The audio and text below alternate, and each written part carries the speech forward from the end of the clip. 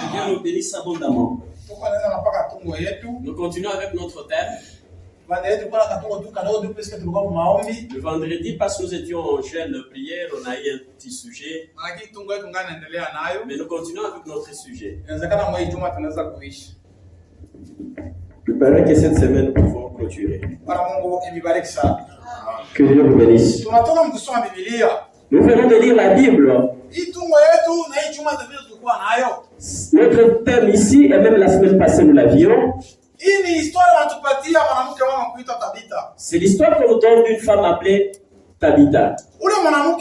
Cette femme-là, quand elle vivait à Joppé, elle a fait de bonnes œuvres.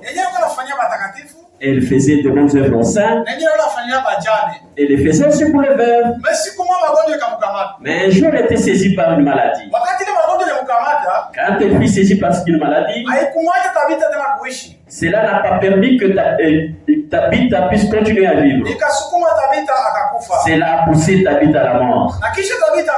Après qu'elle soit morte, ces gens pour qui elle faisait de bonnes œuvres, ils ont commencé à pleurer. Ils étaient attristés à cause de Tabitha. Tabitha nous aidait. Elle nous donnait des habits. Elle faisait de bonnes choses pour nous. Mais aujourd'hui, la voici morte. Chacun pleurait. Et il montrait les bonnes œuvres que Tabitha faisait. Que Dieu le bénisse. Mais quand ils ont appris que le secret de Dieu Pierre est tout près ici à Juste, alors allez l'appeler qu'il vienne.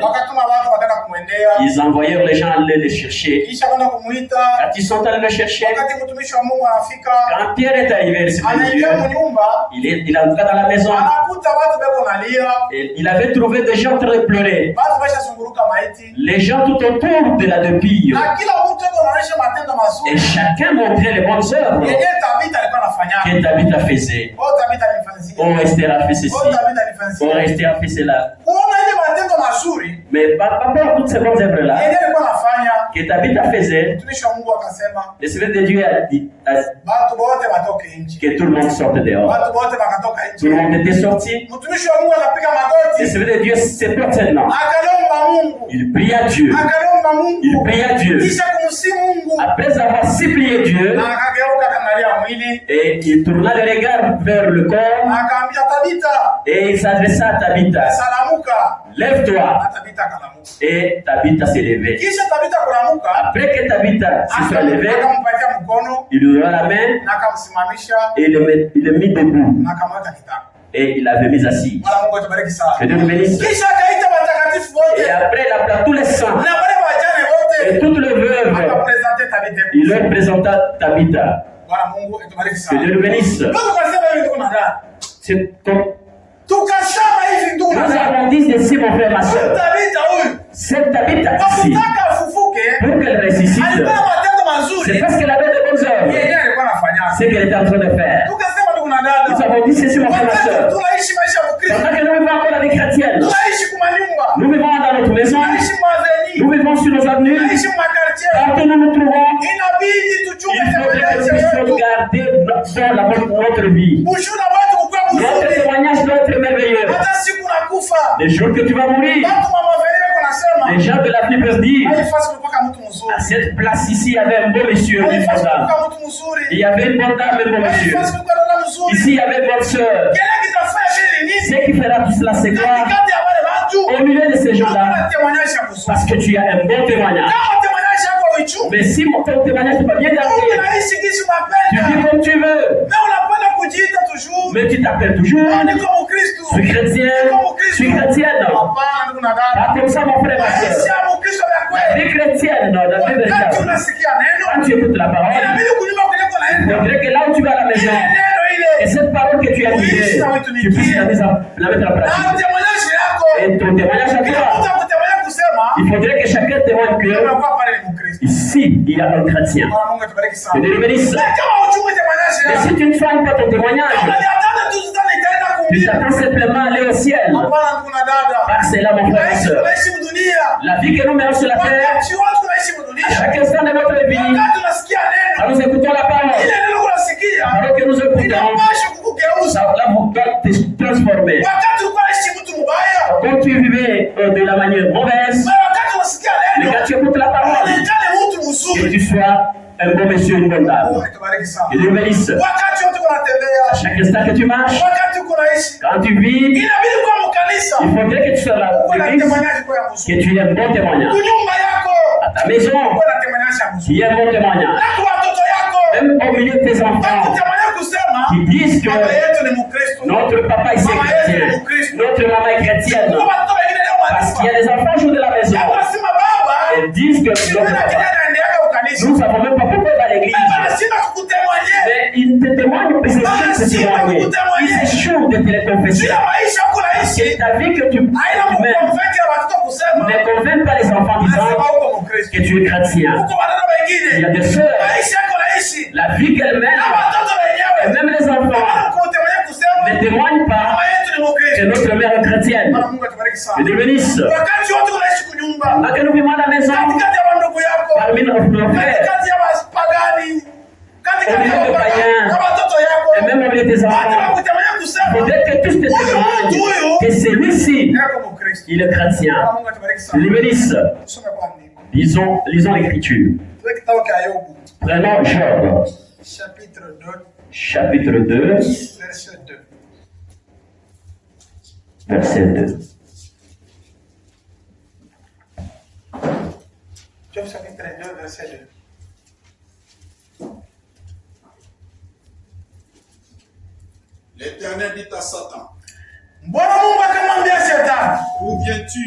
Et Satan répondit à l'Éternel, de parcourir la terre et m'y promener. L'Éternel dit à Satan, as-tu remarqué mon serviteur Job? Il n'y a personne comme lui sur la terre. C'est un homme intègre et droit, craignant Dieu et se détourna du mal. Il demeure fermé dans son intégrité. Dieu demande à Satan. Il demande à Satan. Où viens-tu, Satan?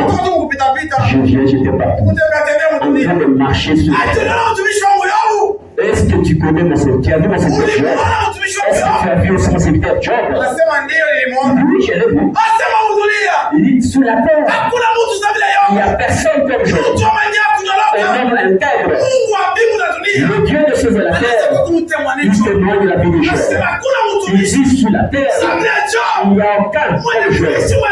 Il vit dans ce but pour que Dieu, que Dieu bénisse. Dieu lui-même, il a commencé à témoigner son serviteur. Il a dit c'est un homme intègre, un homme qui craint Dieu, quelqu'un qui est très loin de tout le péché. Et quand il vit, il vit une intégrité parfaite. Que Dieu bénisse. L'Esprit de Dieu, ce soir, je viens de la terre. Je peux témoigner pour ça. Est-ce qu'il peut se dire l'intégrité, tu es loin de tout le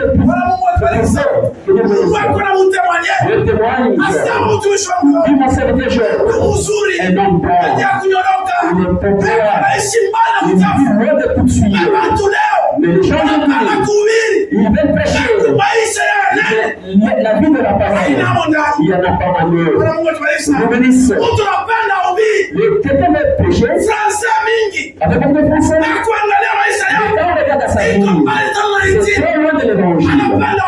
On veut prêcher, ça c'est que mais oui, sa vie est loin de la parole. Vous bénissez.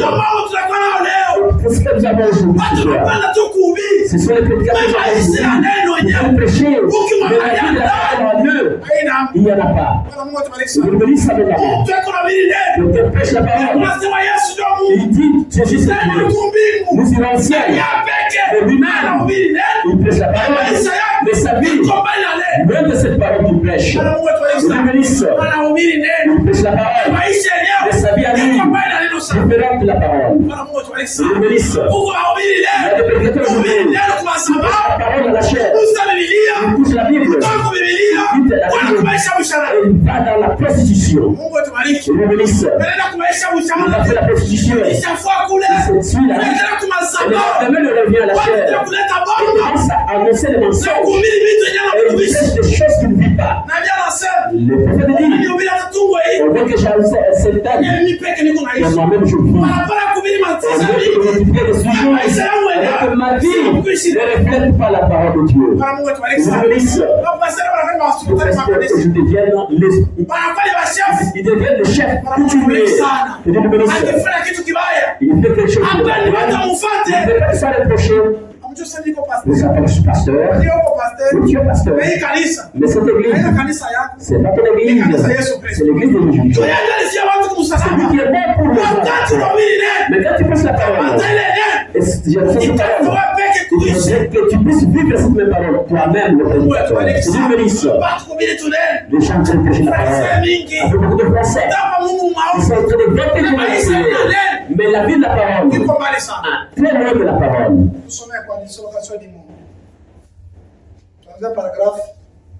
Nous commençons par le paragraphe 79.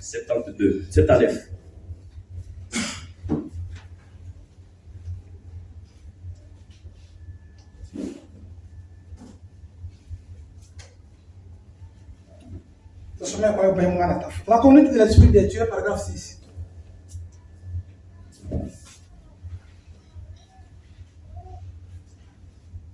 Mais en ces jours-là,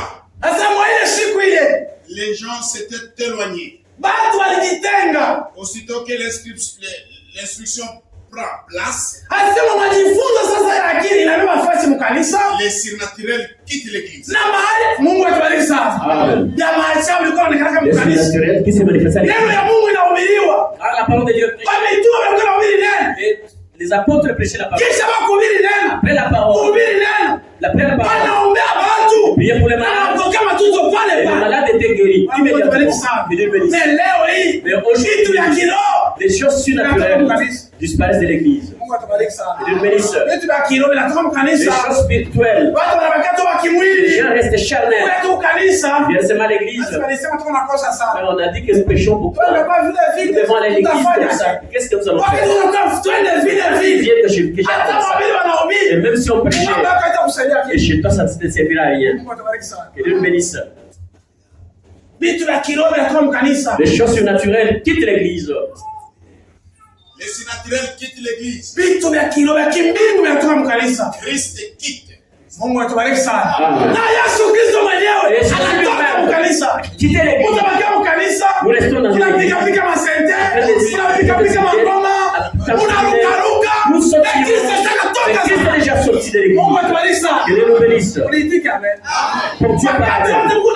Mais quand on vit la vie de Dieu, dans l'église de Dieu, les choses surnaturelles quittent l'église. Et Christ lui-même, il quittera l'église. Vous resterez mais Christ lui-même, dans l'église, il est déjà sorti de là. Vous restez avec la chaleur, les simples airs, alors que nous déjà parti pour la vie de suivre. Il ne peut pas supporter cela. Jésus ne peut pas supporter. Quand il y a maintenant l'intellectualisme. Les gens se voient plus mais la parole en eux. Quand Christ regarde comme ça, il ne peut pas supporter. Il quitte l'église. Vous allez rester avec mais Jésus-Christ il n'est plus avec vous. Que Dieu vous bénisse. Vous pouvez parler en langue, prêcher avec passion, la surpartie. Mais si la vie de Dieu est dans vous, Jésus ne peut pas. Vous allez chercher. Mais Jésus est déjà sorti. Comme Dieu parle. Jésus-Christ lui a déjà sorti. Parce que lui, il ne peut pas supporter le péché. Vous allez sautiller. Vous allez prier. Mais Jésus-Christ lui-même, le chef de l'église, Lui sera déjà sorti. Parce que vous avez introduit la vie de suivre. Ça commence à lâcher. Même en dehors, Jésus-Christ ne peut pas supporter. Il quitte l'église. Il devenait seul. Il quitte et il s'en va. Parce que vous avez introduit la vie de suivre dans l'église. Les gens deviennent tellement intelligents. Les gens deviennent trop intelligents. Si un prédicateur commence à prêcher, comme il a lu cette écriture-là, il devait lier avec son intelligence. Les gens deviennent très intelligents. Dans cet enseignement, le pasteur devait aussi lier avec l'écriture. Et s'il avait ajouté, mais ta vie, comment est-elle? Les gens deviennent intelligents. Parce qu'on touche seulement la Bible, au livre. Il prend seulement ses sujets. Il va lire ses écritures. Il va lire aussi d'autres écritures. Il est en train de résumer. Mais la vie de la parole. Et tous ces versets-là que tu récites, où est-elle? Les gens deviennent intelligents. Et quand Jésus regarde comme ça, il s'en va. Il vous laisse avec votre intelligence. Que Dieu vous bénisse. gens deviennent tellement intelligents qu'ils savent plus que lui. Les gens maintenant savent plus que leur propre Dieu. Les gens connaissent maintenant plus que leur propre Dieu. Aujourd'hui, ce soir, les gens connaissent maintenant plus que Dieu. Dieu qui l'a créé, mais lui connaît maintenant plus que Dieu lui-même. Dieu m'a créé comme ça, mais avec ma couleur noire ici, il faudrait que je puisse prendre des notions. Et je prends ici, il éclaircit, et là il connaît plus que le Créateur. Si Dieu t'a créé tel que tu es, mais réjouis-toi de cela. Mais toi tu veux corriger Dieu. Déjà aujourd'hui, ils deviennent plus intelligents que leur Créateur Dieu. Le bénisse. Moi, Dieu m'a créé du temps. Et là, il achète des souliers. Et même la démarche commence à changer. Ça change. La seule marche bien. Mais quand on porte de longs talons, elle commence à marcher avec la elle voudrait augmenter des tailles. Elle voudrait ajouter des tailles. Parce qu'elle connaît maintenant plus que son créateur Dieu. Que le bénisse. Elle commence à marcher. Le prophète dit, quand on va la voir là-bas, au talon, il commence à dandiner. Maintenant, tu as pour te mettre au plus. Parce qu'il ne va plus marcher comme tu marches. Pourquoi? Le haut talon change la démarche. Que le bénisse. Les gens aujourd'hui, ils connaissent plus que même leur Dieu. Que Dieu bénisse. Mon frère et soeur, tu commences à aller au-delà même de celui qui t'a créé. Là, tu vas arriver à un mauvais endroit. Que Dieu bénisse. Quel est ton témoignage? Toi, tu connais plus que Dieu. Quel est ton témoignage? Parce que ta vie de suite, tes fruits Jésus de la terre. Mais c'est ça, mon frère. Quel est ton témoignage? Comment est ton témoignage? Quel est ton témoignage? Et tu es en train de te montrer que tu iras au ciel. Tu iras au ciel. Tu te vantes que tu iras. Quel est ton témoignage? Que Dieu le bénisse. Ta connaissance à toi, ton intelligence plus que ton créateur. Dieu aujourd'hui, il a quitté l'église. Il t'a laissé avec la chaleur. Le lieu est déjà parti. Donc, les écritures ne sont pas apportées par l'institution.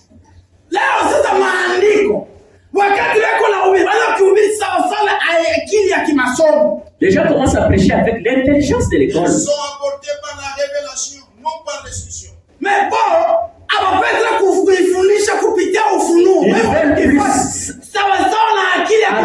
c'est là avec la révélation, mais il veut beaucoup plus prêcher avec l'intelligence ou l'instruction de l'école. Pas par l'instruction, par la révélation. Mais hapana juu ya mafundisho, mais kupitia ufunuo. Aussitôt donc que l'instruction occupe votre chair, leo hii kama akili ya kimasomo inatawala hii sherehe yenu. Beaucoup parmi vous dans les choix de vos prédicateurs doivent occuper la chair. Na mnaanza kuchagula. kwa mhubiri fulani ndio maana anaweza kutuhubiria. Juu ya la français mingi. Parce que là connaît beaucoup de français. Unaanza kuchagula selon choix yenu. À trier selon votre choix. Mungu hako tena. Dieu n'est plus avec vous. Le choix yenu. Et ça c'est votre choix maintenant. Na Mungu anabaki. Et Dieu n'est plus avec vous. Mungu atubariki sana. Et Dieu bénisse. Vous choisissez les jeunes hommes fraîchement sortis de l'école. Mnaanza kuchagula. Huyu alitoka kusoma theologie, anastahili kutuhubiri. Puisque kuna français mwaiko raffiné. Mnamchagula yeye apite ahubiri. Intelligent, plein d'esprit, social. Yeye wa akili na makujaa na hekima ya kimasomo. Mélangeur. Penye kuchangiwa. Dieu ne veut pas celui qui mélange. Bwana Mungu atubariki sana. Mungu wa mbingu na dunia. Le Dieu des cieux et de la terre. Pas les gens qui mélangent. C'est lui qui sépare. Bwana Mungu atubariki sana. Mungu apendaki kuchanga. Dieu n'aime jamais le mélange. Apendaka mtu mwenye ses serviteurs qui se séparent. Hiki ni kibaya. Ça c'est mauvais. C'est mauvais. Hiki ni kizuri. C'est bien. C'est bien. Bwana Mungu atubariki sana. Mais aujourd'hui, et le bien, et ce qui est mal, tout on met ensemble. Si c'est mal, c'est mauvais. Ça c'est bien, c'est bien. Et là c'est fini. Il ne faut pas mélanger les choses. Non. Il faut séparer les choses. Si c'est pas bien, mettez de côté. Ce qui est bien, c'est ce que vous allez utiliser. Il ne faudrait pas faire sur l'instruction. Mettez tout ensemble. Dieu n'aime jamais le mélange. Dieu n'aime jamais le mélange. Non, c'est pas notre soeur. Tu écoutes la prédication, on entend les cantiques qui chantent, et les soirs, tu vas voir le musulman. Priez pour moi, Dieu qui me donne. Tu ne comprends même pas pourquoi tu as cru. Tu es en train de mélanger. Tu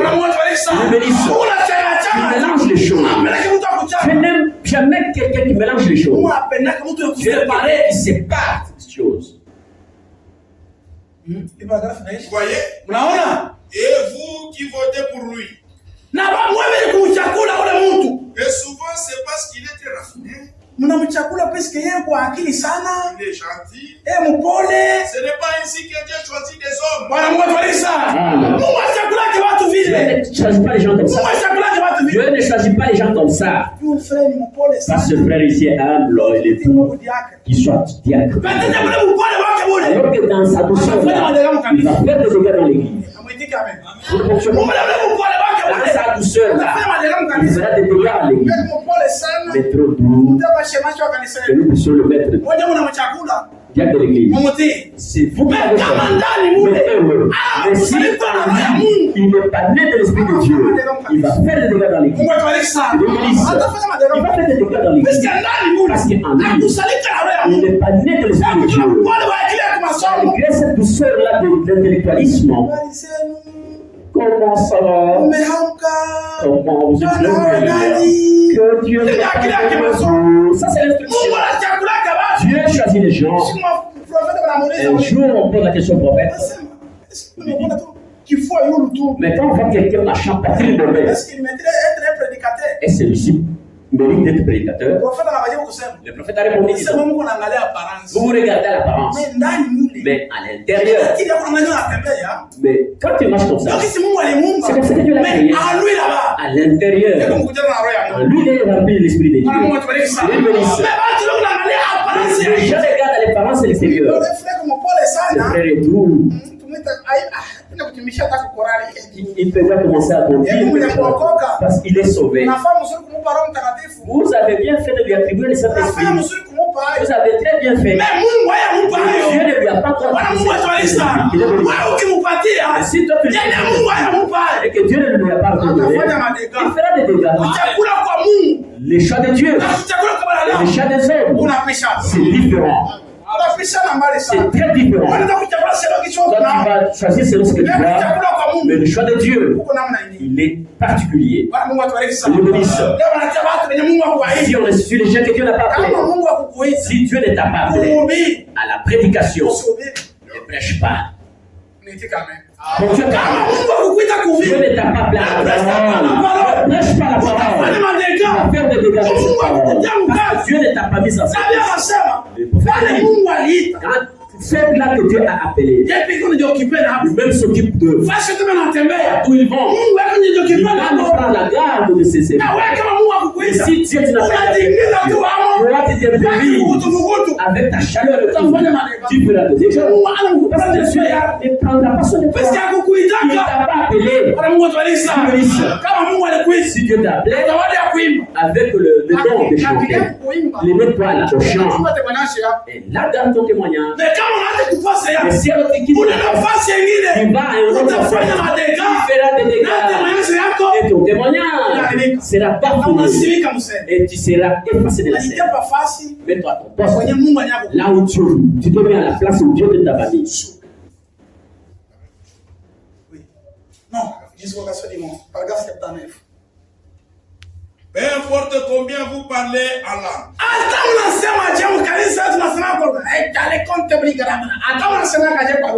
Combien vous criez.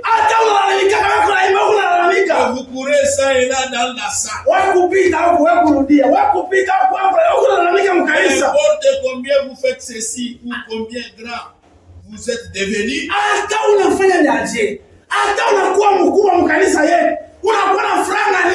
Combien de dignités vous avez au milieu de vous? Cela n'a rien à voir avec la chose. Même si tu parles en langue, même si tu sautes, tu allais passer par là, tu es à ses coins. Même si tout le monde peut t'honorer, on se dit que celui-ci, il est respectueux. Tu n'as pas Shmouchmia. Dieu n'est pas là-bas. Pour le salut, Dieu ne parle pas. Lui bénisse. Tu peux parler en langue, mais tu n'as pas le Saint-Esprit. Là, c'est les dons. Lui bénisse. Vous devez vous en débarrasser et recevoir le Saint-Esprit parmi vous.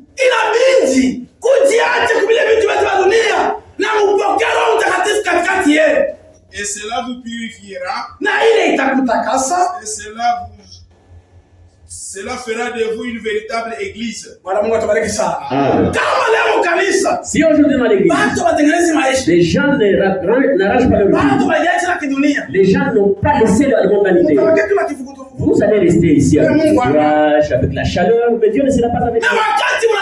Et si alors vous allez vous séparez de l'esprit du mal, vous recevez le Saint-Esprit de Dieu, là vous devenez dans l'église.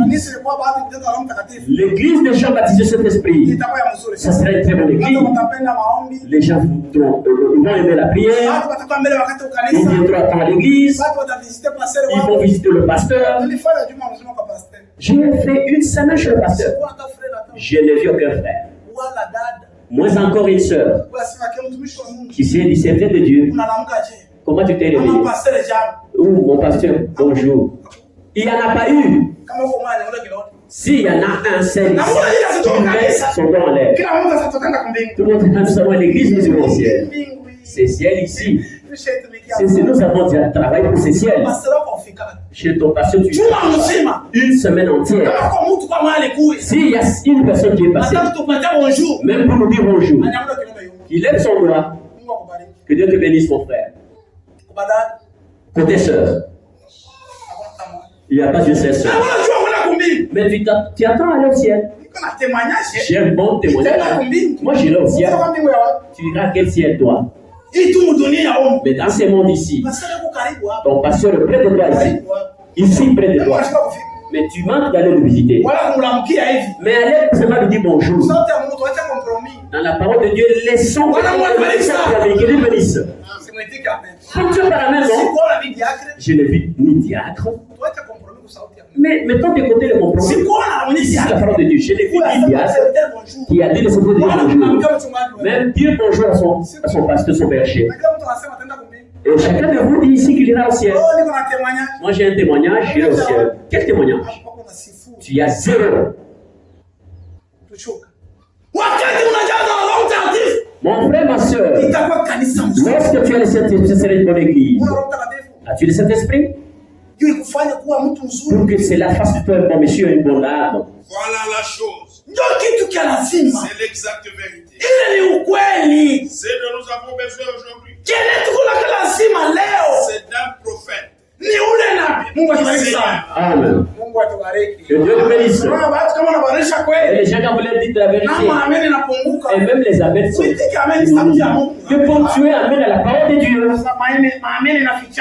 Les amens se sont cachés. Et ça ne se cache pas. David dit, Dieu, tu me connais. Même si je dormais, toi tu me connais. Que je me cachais dans l'obscurité. Toi l'obscurité, c'est comme la lumière. Je vais me cacher. Dieu te voit partout. Même si tu étais assis, Dieu connaît. Tu te mets debout. Dieu connaît. Amen.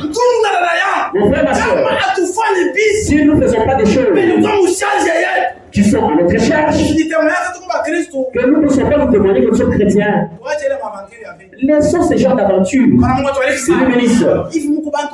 Comme vous êtes nombreux ici, comment pouvez-vous échouer de visiter votre berger? Allez, dis seulement bonjour à votre berger. C'est une faiblesse. C'est trop bas. Dieu bénisse. Donc Dieu est dans la main. Ça c'est trop bas en tout cas. C'est donc ici. Il y en a qui en cherchent. Le don que vous avez ici chez vous, il y en a qui en cherchent. Mais vous, pourquoi chacun pour soi? Vous avez pris comment? Dieu bénisse. Ce dont nous avons besoin aujourd'hui, c'est d'un prophète du Seigneur qui entre en scène avec la parole, qui ne fait pas de compromis avec les choses du monde. Moi, je ne peux jamais faire de compromis. Dieu bénisse. Je ne fais pas de compromis. C'est Dieu qui va faire ce que Dieu m'envoie pour prêcher la parole. Je ne viendrai pas. Tout ce qui viendra, là je vais vous l'annoncer. Dieu bénisse. Tout ce qui viendra, je vous l'annonce. Je ne peux pas faire de compromis avec la parole de Dieu. L'Assemblée dit Amen. Amen. Amen. C'est l'unique espoir qu'il y a pour une vie à venir. Quelqu'un qui peut manipuler l'évangile, non avec des gants ecclésiastiques. Oh, alléluia.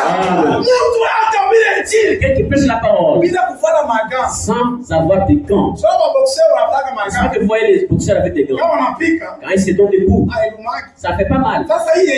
Mais cet évangile ici, il faut enlever les gants. C'est plastique ou c'est chiffon de matelas. C'est chiffon de matelas. Quand je te donne, ça ne te fait pas mal. Mais le prophète dit, nous avons besoin d'un évangile qui va prêcher la parole, qui va enlever les gants. Ça c'est l'évangile sans gants. En tout cas c'est sans compromis. Dieu bénisse. Cet évangile avec deux gants, avec l'instruction, nous n'en avons pas besoin ici. Nous avons besoin de l'évangile sans gants. Et quand tu tombes, même si tu t'as chopé, je suis loin de là. Il ne va pas manger de ma nourriture. Il va vous donner la famille. Juste avec ta nourriture. Et Dieu bénisse. Dites Amen. Je ne peux pas prendre la parole de Dieu. Que je fasse le compromis pour te plaire toi. Je ne le ferai jamais. À moins que je prêche la parole. Aujourd'hui, un jour, tu auras besoin de demain et tu m'aimeras. Non avec les gants ecclésiastiques en velours. Croire tant et rejeter tant.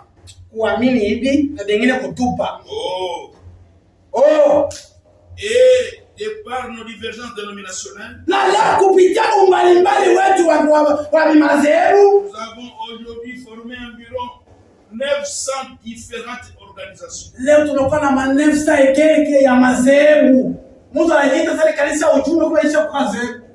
Amen. L'église écrite tabernacle chrétien, c'est déjà une dénomination. Parce qu'ils ont introduit l'instruction. Au lieu de prêcher la Bible, la révélation, mais ils prêchent autre chose. C'est maintenant une dénomination. Une ancienne dénomination. Mais à la pancarte, c'est écrit tabernacle. Alors qu'à l'intérieur, c'est une dénomination. Parce qu'ils ne prêchent pas la parole de Dieu. Ce qui doit aider les gens, c'est prêcher la parole de Dieu. Mais si vous commencez à faire de mise en scène dans l'église, ça devient une dénomination. Si vous voyez sur votre échelle ici, il y a maintenant de plaisanteries. Vous restez avec la pancarte de Dieu. Mais ici à l'intérieur, ça c'est une dénomination. C'est une église. On dit beaucoup d'églises. 900 et quelques églises sont devenues des dénominations. Et c'est écrit. Mais à l'intérieur, une dénomination depuis très longtemps. Il est permis à nos diacres d'avoir 2 ou 3 femmes et de continuer à servir comme diacre.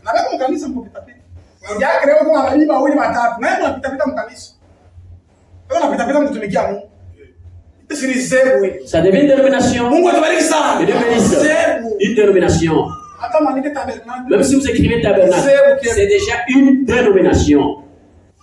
Parfois, un prédicateur quittera une église pour aller à une autre. Parce qu'il n'y a plus d'argent. Parce qu'il y a plus d'argent à tel plutôt qu'à l'autre. Amen. C'est la difficulté des prédicateurs aujourd'hui. Là, ils donnent combien? Parce que là, 50 000. Je n'irai pas là. Là, c'est $150. Là, c'est $100. Un prédicateur charnel. Il va prêcher là, on lui donnera l'argent. Une église. La parole de Dieu. Tu ne feras pas le compromis. Ça vient chez les prédicateurs. Et quand ça va te compromis, même chez vous, on ne peut pas traverser ou sauter. Jamais on peut sauter. Ici, il y a des prédicateurs qui quittent des églises. Ils vont dans d'autres églises parce que là, on donne plus d'argent. Là, il va pour l'argent. C'est un prédicateur de salaire. Il travaille pour son salaire. Mais il n'a pas besoin des armes. Et quand il arrive là, il fait des compromis avec la parole. Il veut aller chercher quoi? L'argent. Il y a des prédicateurs aujourd'hui. Il quitte ici. Il va dans une autre église. Il va dans une autre église. Il cible les églises. Là, on va lui donner beaucoup d'argent. Une grande foule à un endroit.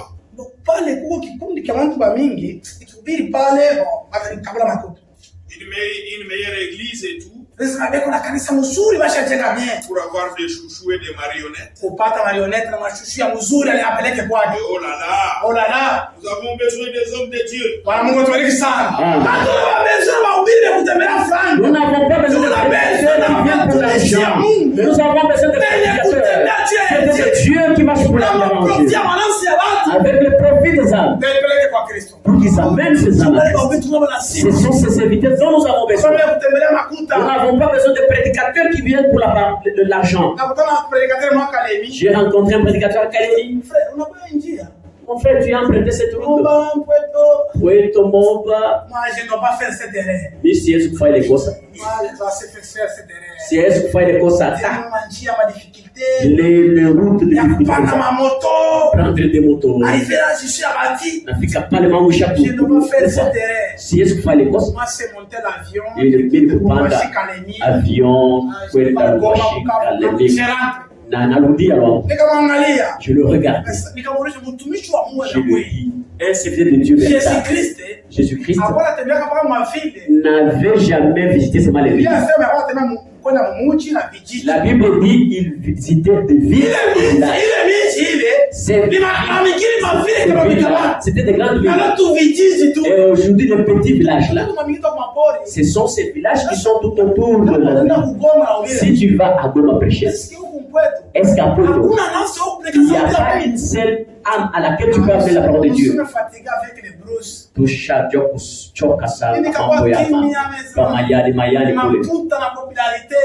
L'argent et la popularité commencent à détruire. Que Dieu bénisse. Donc Dieu parle. Les gens nous avons besoin de prédicateurs qui vont prêcher la parole de Dieu. Amener les enfants de Dieu à la croix. C'est ce dont nous avons besoin.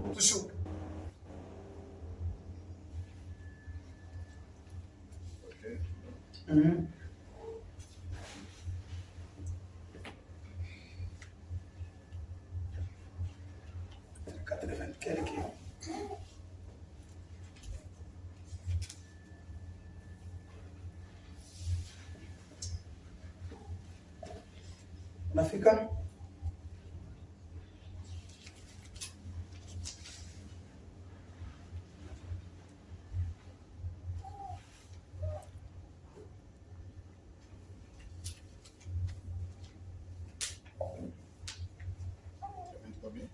tulianza pa 79 on était pas 82 on est 82 inshallah.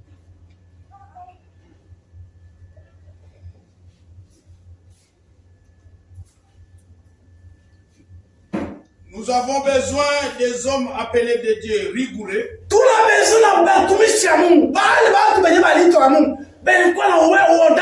Venus du désert là avec un message comme celui de Jean-Baptiste. Ce soir, nous avons besoin des prédicateurs qui viennent de la brousse, qui viennent avec le message comme Jean-Baptiste l'a fait. C'est ce dont nous avons besoin aujourd'hui. Qui écorchera la chair de certains de ces mouvements soi-disant religieux. On lui quitte la brousse. Il arrive à chair. Il attaque tout. Les esprits, les attaques et tous ces esprits. Ce sont ces prédicateurs dont nous avons besoin. Nous n'avons pas besoin de prédicateurs comme Jean-Baptiste. Ce sont ceux-là dont nous avons besoin ce soir. Dieu bénisse. C'est un péché. C'est la triste le Saint-Esprit.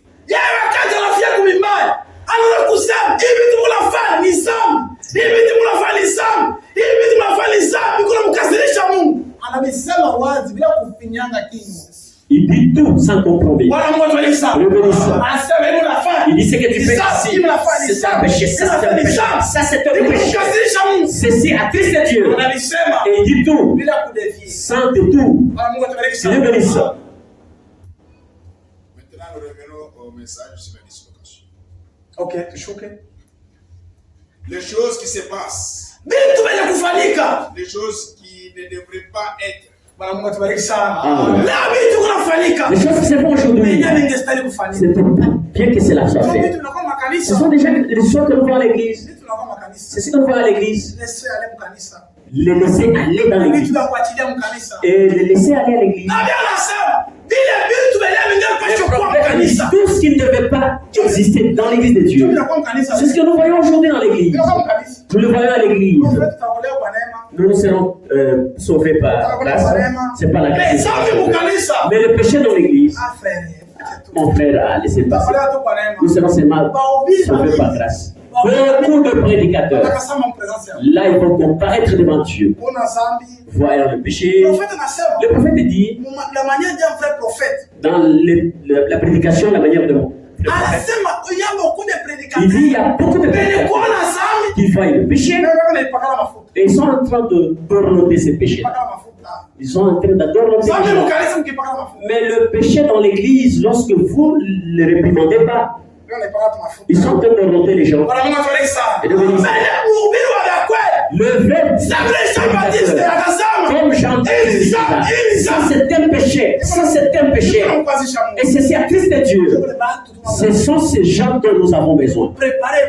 Qui préparent l'épouse pour aller au noces de l'agneau. Des choses qui ne devraient pas être, qui devraient être étranges à l'église. Pourtant ils y sont. Des choses étranges à l'église du message. Mais aujourd'hui, c'est ce que nous trouvons dans nos églises. Toutes les églises, vous arrivez là, ils touchent aux mèches, des histoires de cabello. Le pasteur dit, mon frère, nous on ne croit pas ça. Il veut que le cabello reste à l'église. Et les gens qui s'effardent, et Et que ce soit des simples On dise de lui un pasteur qui a 10 000 brebis. Ce qui était étrange au message, c'est ce que nous trouvons aujourd'hui dans les églises de message. Nous les retrouvons dans les églises de message. Les habits avant. Ces habits ici, c'est pour les tabernacles. C'est comme ça qu'on disait. C'est pour les chrétiens du tabernacle. Cette manière ici de tresser les cheveux, c'est pour les tabernacles. C'est ce qu'on disait. Cette manière de tresser des longues jupes comme ça, c'est pour le sol du tabernacle.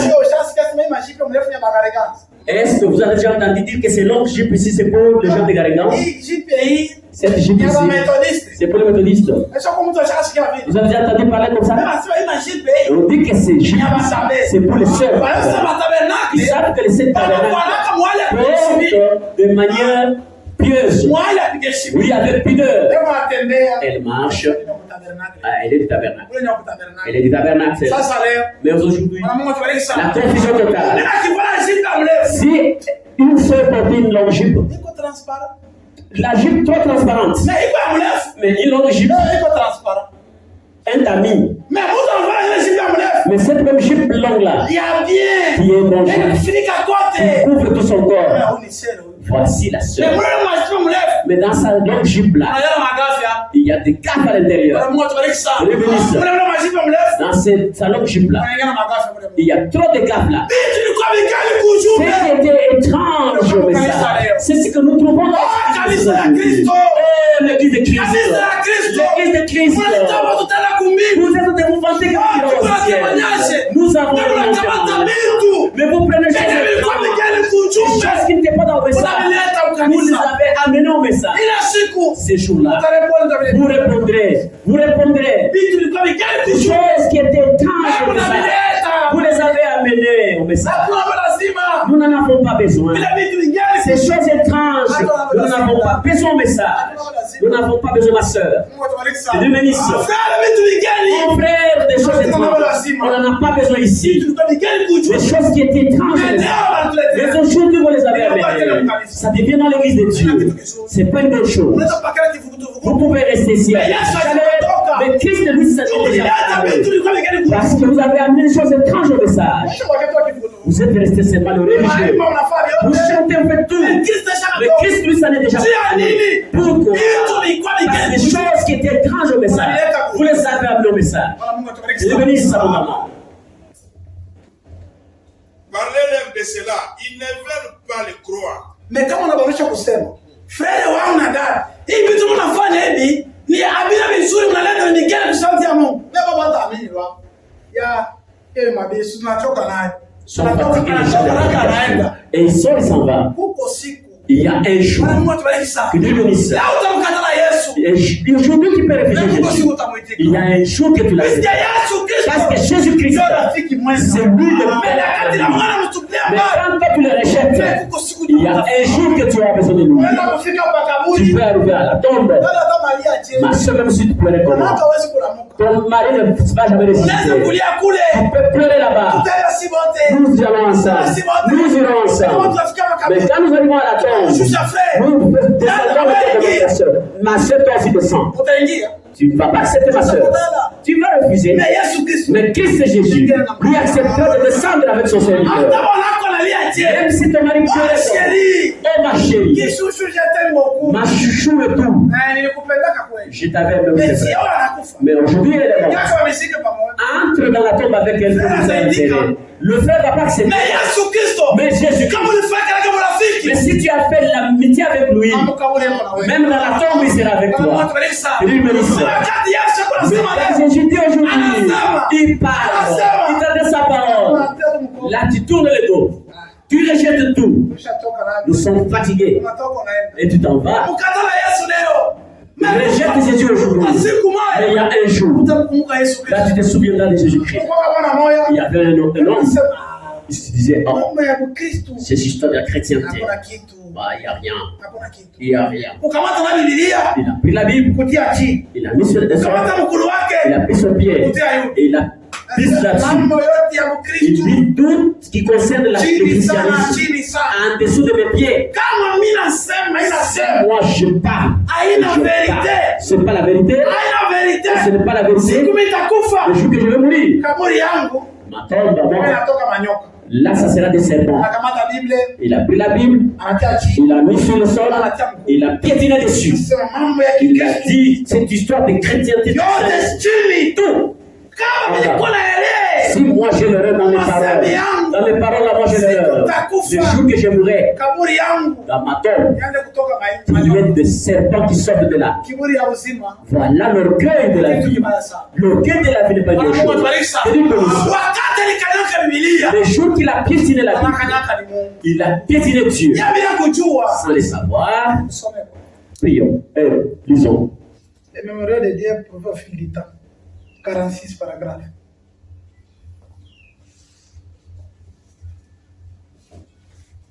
Il y a un mémorial auquel j'aurais me référer maintenant. Cela se trouve dans Ohio. Et là vivait un infidèle. J'oublie son nom. J'ai sa photo quelque part. Dans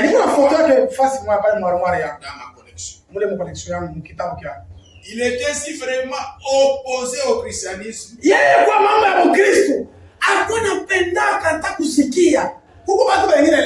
Il y a des gens aujourd'hui, quand on parle, on touche à sa vie, il ne veut pas entendre parler. Il est opposé à cela. Et tout prédicateur qui va toucher à sa vie, là il s'achoppe, il dit ça. Il n'est même pas à l'église. Il est opposé à la parole de Dieu. Il y a un jour et ça viendra. Il était si fermement opposé au christianisme qu'il a exigé qu'on lui construisit après sa mort un mémorial avec son pied sur la Bible.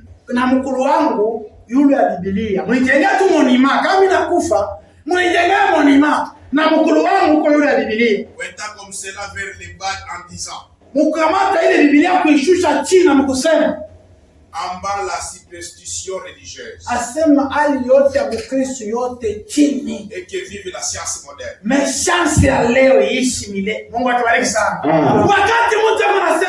Quand on parle comme ça, l'orgueil de la vie entre en lui, il dit les jours que je mourrai, construisez pour moi un mémorial. Faites une forme de la Bible. Ma jambe, mon pied dessus. Et tout ce qui concerne le christianisme, que ça soit trop bas, mais sauf la science moderne, que c'est la triomphe que ça soit à jamais. Et on a dit ça comme ça. Il dit, si j'ai tort, je ne serai pas sorti de ma tombe. Un humain, il connaît maintenant plus que son créateur. Si moi, dans mes paroles, j'avais fait discours, tous les christianismes à terre, vous mettez mon pied au pied. Si moi, dans ceci, pour prouver que la science est au-dessus du christianisme, je voudrais le jour que je mourrai, que de ma tombe sorte des serpents. Et après qu'il fut mort, on jeta encore à l'appel de la terre dans la tombe qu'on tua 2 ou 3 vipères.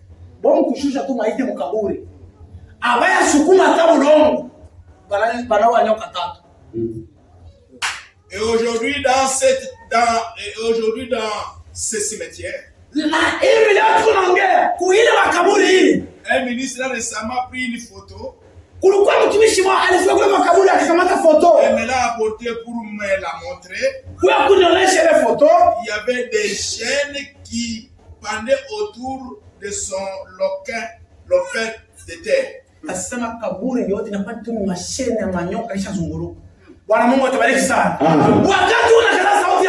Quand tu piétines la parole de Dieu, tu fous cela au pied. La parole de Dieu, c'est quoi? Cet homme l'a dit.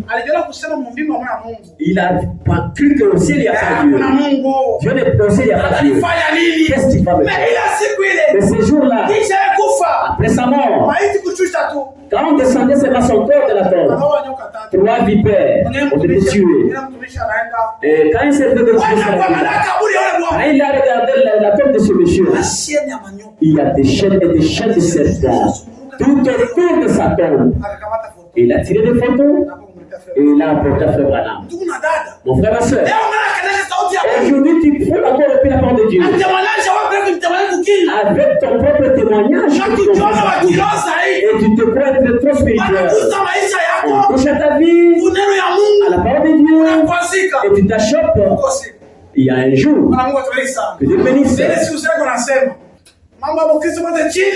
Celui-là dit tout ce qui concerne le christianisme à terre. Il était entouré des gens. Il y en a qui ont applaudi. Il y a des mecs qui ont acclamé pour toi. Pour que te précipiter à la mort. Il y a les applaudissements pour te précipiter à la mort. Il y a d'autres applaudissements pour rendre gloire à Dieu. Tu écoutes la parole de Dieu le jour et la nuit. Commence à vivre la parole de Dieu. Il ne faut pas fouler la parole de Dieu. Cet homme ici a mal fini. Sa tombe de son tombeau couvert de chaînes de serpents. Pour avoir foulé au pied de la parole. S'il y a cette parole, qui est dans cette parole ici, et toi tu le foules au pied tous les jours. Mon frère, ma soeur, et je reviens. Ce qui est important aujourd'hui, tu écoutes la parole de Dieu, et là tu arranges ta vie. Et Dieu bénisse. Nous sommes arrêtés aujourd'hui ici. Aujourd'hui nous arrêtons ici. Il est déjà temps. Que Dieu vous bénisse richement.